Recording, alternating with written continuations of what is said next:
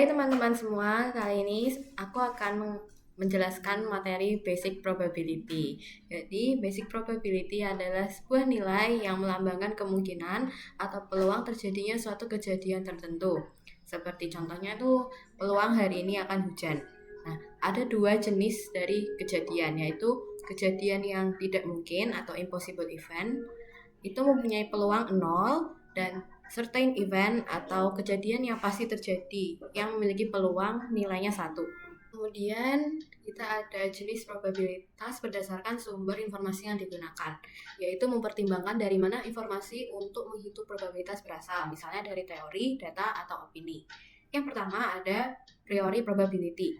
Priori probability adalah peluang suatu kejadian yang didasarkan pada pengetahuan sebelumnya.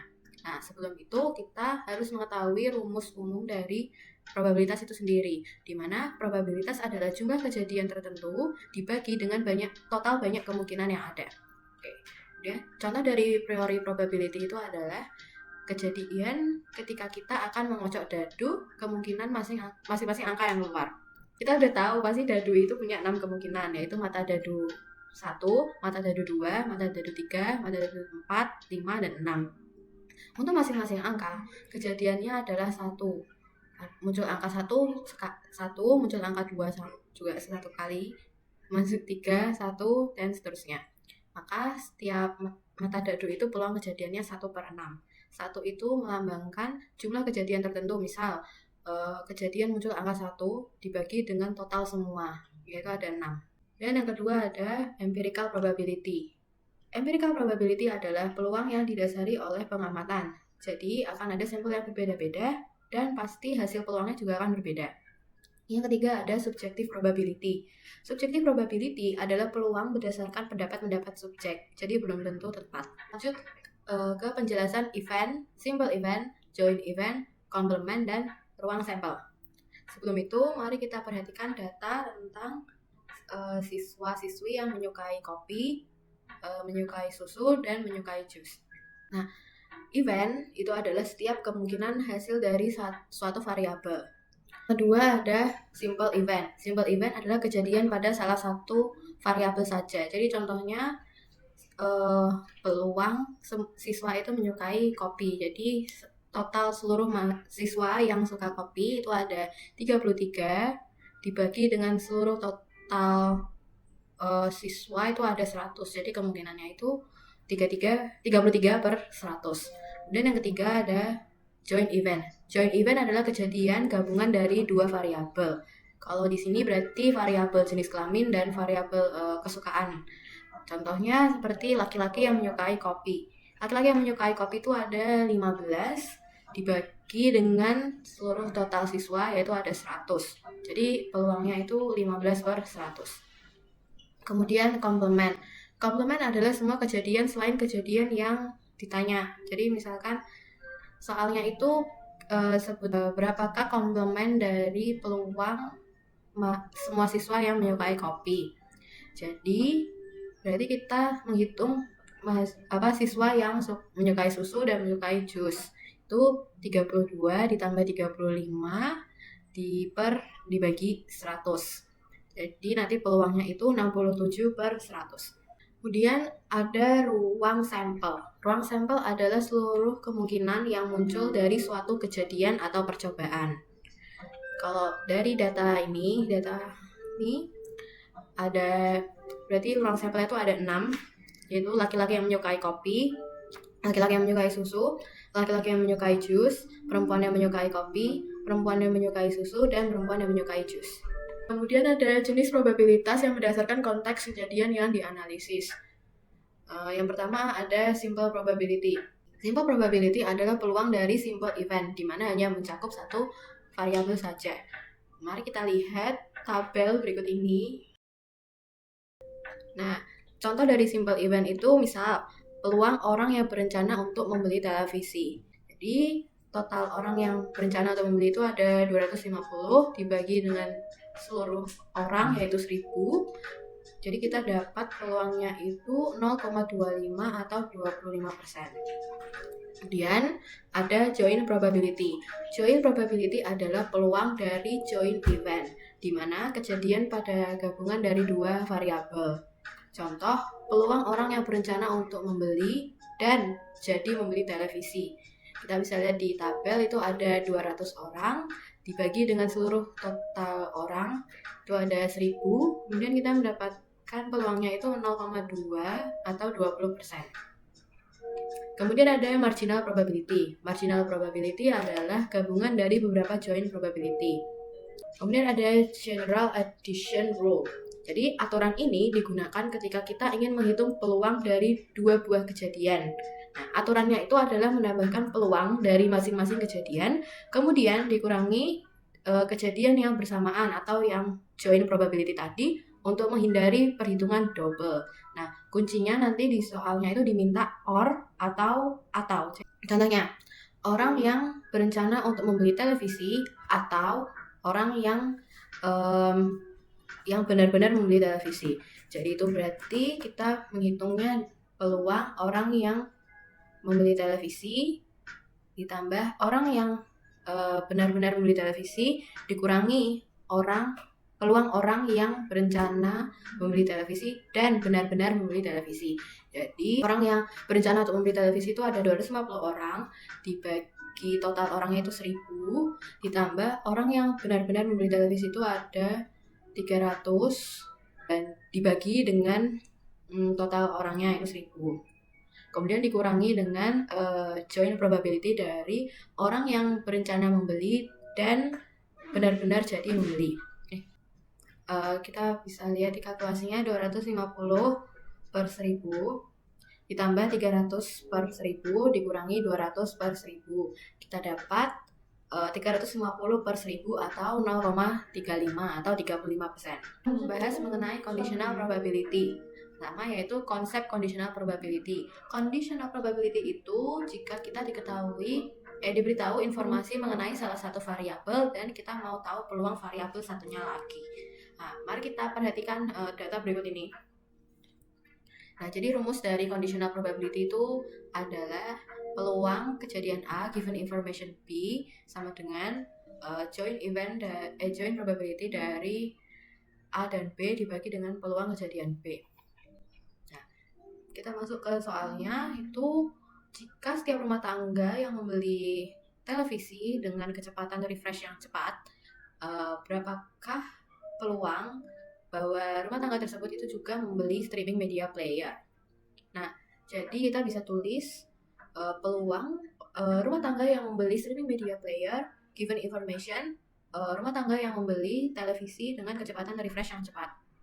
Itu berarti kita bisa tulis kalkulasinya itu jumlah rumah tangga yang membeli televisi dengan kecepatan refresh yang cepat dan juga membeli streaming media player dibagi dengan jumlah rumah tangga yang membeli televisi dengan kecepatan refresh yang cepat.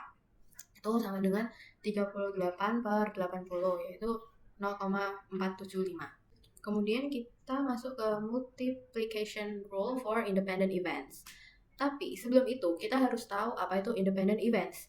Independent events adalah jika variabel X tidak mempengaruhi variabel Y dan sebaliknya, maka dapat dikatakan bahwa variabel X independen, begitu juga variabel Y. Nah, dua variabel X dan Y tersebut itu independen jika dan hanya jika memenuhi syarat seperti peluang kejadian X given by Y itu sama dengan peluang kejadian X. Mari kita lihat tabel berikut ini.